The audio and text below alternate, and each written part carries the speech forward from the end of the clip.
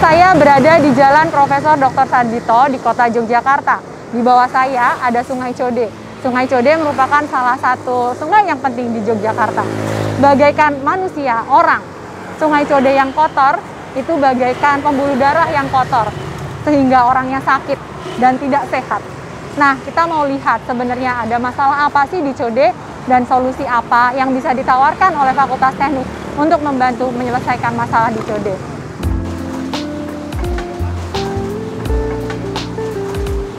Selamat pagi Pak Toto. Pagi Bu Lila.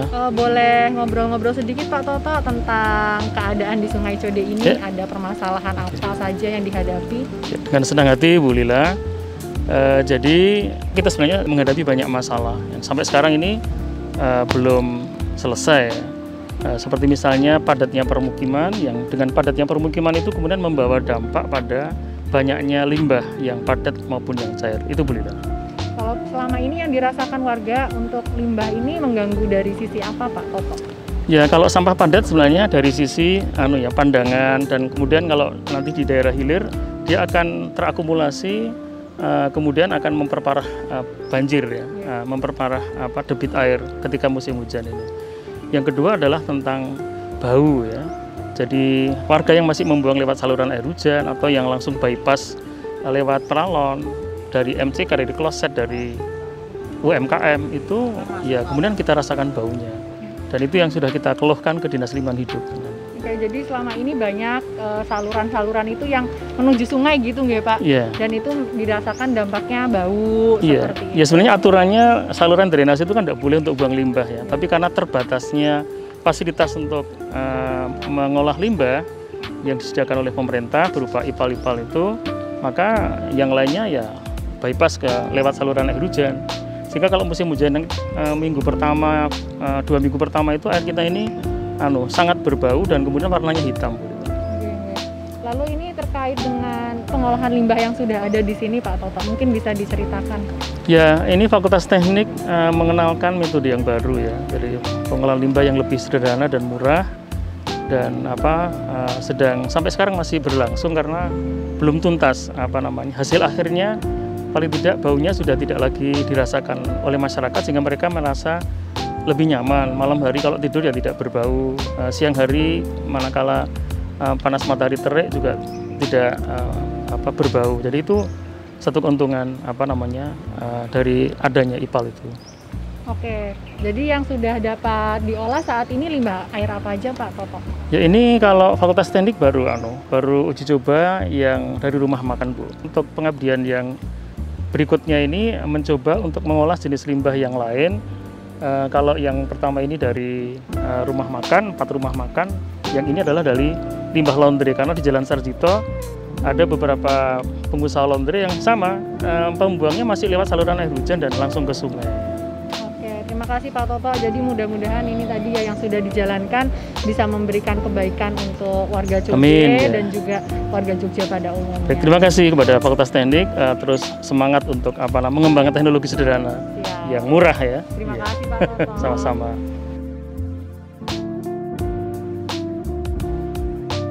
Selamat pagi Pak Rohim, Pak Joko. Boleh ngobrol-ngobrol sedikit nih ya terkait dengan air limbah. Saya barusan jalan-jalan dari Code nih. Di sana banyak masalah dengan air limbah. Sebenarnya Pak Rohim, air limbah itu apa sih sebenarnya? Air limbah ya. Air limbah itu berarti air yang kotor gitu ya. Jadi air yang dia tercampur oleh pengotor-pengotor, baik itu padatan yang tersuspensi maupun organik maupun anorganik. Bakteri juga sama. Jadi bakteri bisa menjadi pengotor bagi air tersebut. Oke, jadi kalau air limbah itu nggak diolah itu efeknya apa ya Pak Rohim? Jelas efeknya menimbulkan tidak baik ya bagi manusia maupun lingkungan begitu. Kalau bagi manusia, karena air itu meresap di dalam tanah dan kita mengambil air tanah sebagai air minum, boleh jadi bakteri, pengotor-pengotor tadi masuk ke dalam tubuh kita sehingga bisa mengganggu kesehatan kita. Tapi bagi lingkungan misal terlalu asam, pH-nya tinggi gitu membuat tanah tidak subur sehingga tanaman tidak bisa tumbuh di tanah tersebut. Oke, jadi banyak efeknya baik itu ke manusia juga ke lingkungan ya Pak Rohim. Jadi tanggung jawab nih kita kalau menghasilkan air limbah harus diolah. Nah Pak Joko nih, kalau kita ngomong tentang pengolahan air limbah, sebenarnya pengolahan air limbah itu bagaimana sih Pak? Ya, seperti dikatakan Pak Rohim tadi, berarti kita harus menghilangkan mengotor-mengotornya. Yang pertama, pada tersubstansi kita hilangkan dengan pengolahan secara primer. Setelah itu bahan organiknya akan kita olah secara sekunder dengan bantuan mikroorganisme. Nah, bahan-bahan yang tersisa itu nanti harus kita olah secara spesifik tergantung bahannya di pengolahan tersier. Nah, di Departemen Teknik Kimia dan Fakultas Teknik UGM ini kita mempunyai banyak penelitian, banyak pengabdian masyarakat yang berhubungan dengan pengolahan limbah ini. Dan itu kita lakukan secara terkoordinasi dan dalam rangka mengembangkan ilmu pengetahuan dan pengabdian masyarakat. Oke, terima kasih banyak Pak Rohim dan Pak Joko atas pencerahannya terkait air limbah. Terima kasih kembali.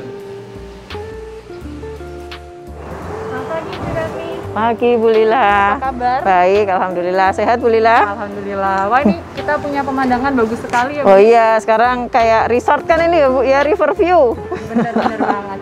Bu Ratmi boleh cerita nggak sih sedikit tentang kegiatan pengabdian Bu Ratmi pengolahan limbah di Sungai Code? Kita mulai pengabdian masyarakat di Kali Code itu sekitar 3 tahun yang lalu Bu Lila. Jadi waktu itu Dekan Fakultas Teknik memberikan inspirasi bahwa kita itu kampusnya kan seperti kita lihat ini ya, mepet sekali dengan Sungai Code kan. Kita ini Fakultas Teknik ini kampus pinggir kali. Nah, terus ditanya nih sama Pak Dekan, apa kontribusinya untuk masyarakat Sungai Code? Nah, kemudian waktu itu kita start dengan kegiatan yang namanya Serawung Kali. Jadi kita mengundang masyarakat dari sekitar pinggir Sungai Code, terus kita dengar masalah-masalahnya. Nah, salah satunya ternyata yang mereka keluhkan adalah tentang limbah. Kalau kita lihat di pinggir Kali Code kan padat penduduk tuh ya Bu ya.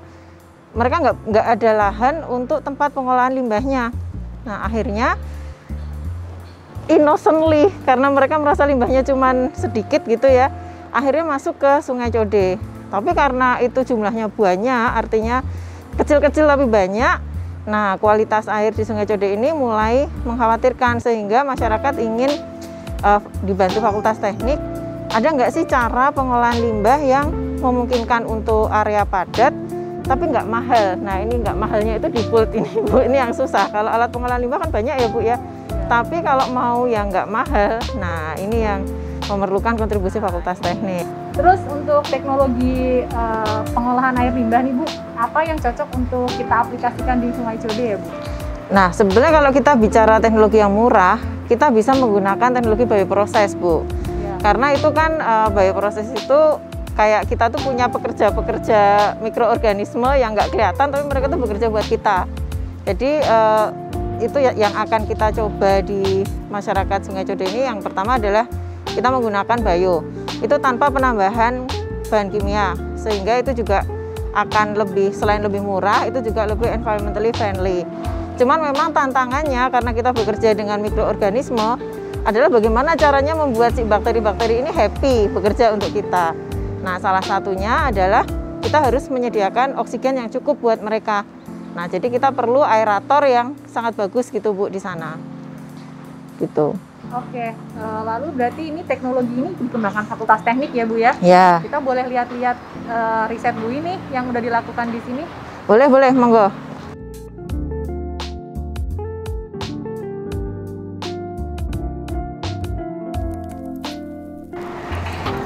Nah, ini Bu Lila, ini adalah prototipe alat yang kita pasang di pinggir Kali Code.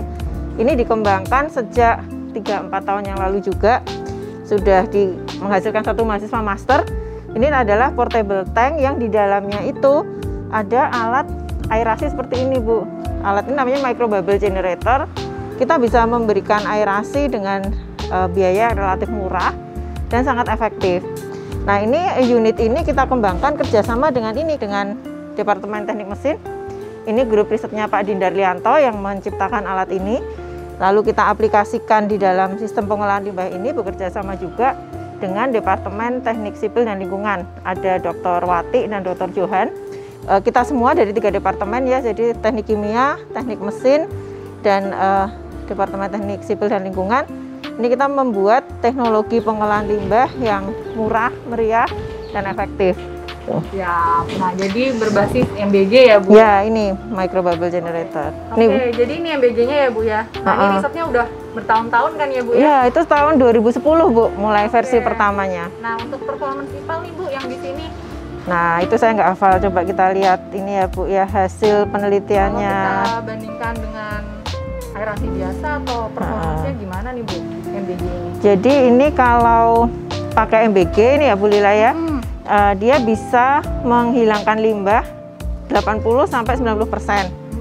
Dan ini tidak harus terus-terusan, Bu Lila. Jadi bisa kita lakukan intermittent. Jadi ada mati hidup itu harapannya bisa menghemat listriknya. Oke, energinya lebih Gitu. hemat Kemudian ya, Bu, ya? kalau dibandingkan dengan aerator biasa, Bu, nah kalau dengan MBG ini keuntungannya adalah dia itu aerasinya bisa lebih merata distribusinya. Oke, jadi lebih merata. Betul. Dan removal-nya juga sudah bagus ya, Bu. Iya. Ya? Jadi IPAL portable ini cocok banget untuk di Sungai Code. Ya, karena itu tadi, Bu, energinya relatif rendah dan bisa Bu Lila lihat kan kecil, Bu ya. Jadi itu bisa dipasang bahkan di area-area yang lokasinya miring, sempit seperti di bantaran Sungai Code. Oke. Siap, makasih banyak banget ini Bu Iratni atas sharingnya MBG yang sangat menarik dan juga IPAL portable.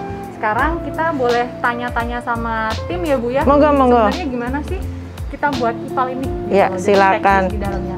Oke, yuk kita ketemu dengan Pak Daniel, tim riset juga yang berkecimpung untuk instalasi IPAL portable di Sungai Code.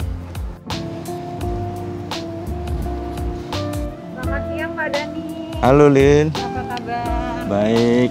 Wah, ini tadi kita udah lihat-lihat IPAL portable nih Pak. Pak Dani kan terlibat juga nih tim pengabdian ini. Betul. Sebenarnya IPAL portable ini udah banyak dipakai Pak sejauh ini. Kalau yang kita masang yang pertama yang di sini ya, yang dipakai untuk skala pilot. Kemudian yang aplikasi beneran tuh grey water di Bulak Sumur Residence, terus black water di Lab Kuningan, terus black water juga di belakang Jogja City Mall. Kemudian resto di tepian Sungai Code. Itu udah ada 5 ya. Oke, berarti limbahnya macam-macam ya Pak ya? Macam-macam Ada memang. air kamar mandi, ada air yang lebih kotor, dan ada yang dari restoran. Iya, betul. Itu aplikasi IPAL portable itu beda-beda nggak sih Pak kalau kita punya air limbah yang berbeda Pak? Beda, tapi pada prinsipnya sama. Jadi bagusnya portable tank itu dia moduler, 100% moduler. Kita mau tambah misalnya untuk lemak, kita tambah fish trap 1 modul di depan bisa. Waktu tinggal kurang tambah 1 modul bisa. Dan itu sangat mudah. Jadi pompanya pompa air biasa kayak merek-merek yang ada di pasaran dan bisa dipasang sama tukang pompa, nggak perlu teknisi khusus gitu. Oke, jadi kalau di limbah resto, misalnya nih banyak kotoran, kita pasang saringan, gitu ya Pak ya. Kalau banyak lemak, pakai grease trap, gitu ya Pak ya. Oke, termasuk yang di Code nih Pak. Yang di Code kita pasang grease trap di atas, nggak ngerepotin gitu loh. Di trap di depan, yang penting jangan masuk lemak-lemaknya, udah selesai gitu. Oke, setelah itu dia masuk ke IPAL portable ini. IPAL portable ini belinya apa aja sih Pak sebenarnya bahannya? Bahannya gampang sekali, cuma toren air biasa, nggak perlu yang spek chemical. Juga ada 2 spek ya di toren tuh, chemical sama water. Kita ambil spek water aja udah cukup. Pipa pralon, pompa air biasa paling sekitar 100-200 watt udah cukup. Terus MBG ini. Ini kuncinya ya Pak ya. Jadi MBG ini adalah mixer mengaduk air sama udara. Jadinya apa ya, istilahnya beda cara kerjanya dengan pedal maupun dengan kompresor. Kompresor maksa air masuk ke masa udara masuk ke air. Kalau ini mengaduk udara dengan air. Oke, jadi misalnya kita punya IPAL portable nih Pak. Kita punya 1 tangki atau 2 tangki pada nih?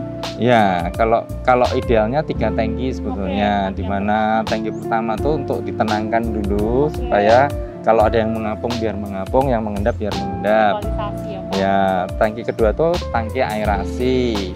Dan yang ketiga adalah tangki hasil yang nantinya justru kita pompa kembali ke tangki aerasi. Jadi ini dipasang di tangki aerasi ya? Iya, ya, Pak, betul ya. Kalau untuk kebutuhan energi nih Pak? Kebutuhan energinya kecil ya, sekitar 2000 kita pernah nyoba tuh terbesar itu di Embung. Di sini ada, tapi modelnya bukan IPAL, tapi modelnya aerator apung. Itu 25 meter persegi, itu kita cuma pakai 400 watt. Dan istimewanya lagi, ini justru nggak perlu nyala terus-menerus. Artinya misalnya kita ambil itu interval 15 menit menyala, 15 menit mati, sekalian untuk keawetan pompa sama penghematan energi 50%.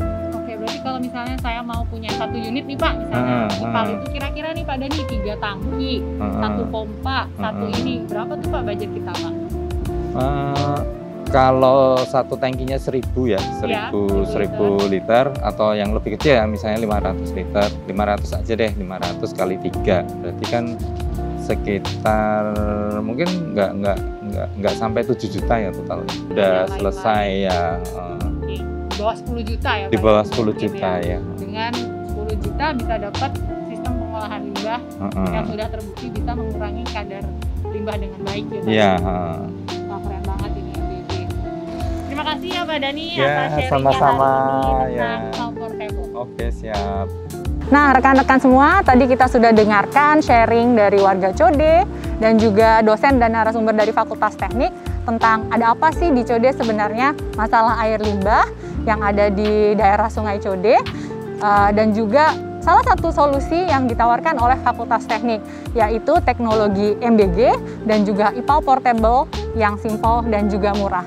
Dengan ini, Fakultas Teknik dapat berkontribusi untuk membantu menyelesaikan masalah di Sungai Code, sehingga kita dapat melestarikan air sungai menjadi lebih baik, sehingga anak cucu kita juga bisa menikmati ini. Oke, terima kasih sudah menyaksikan. Sampai jumpa.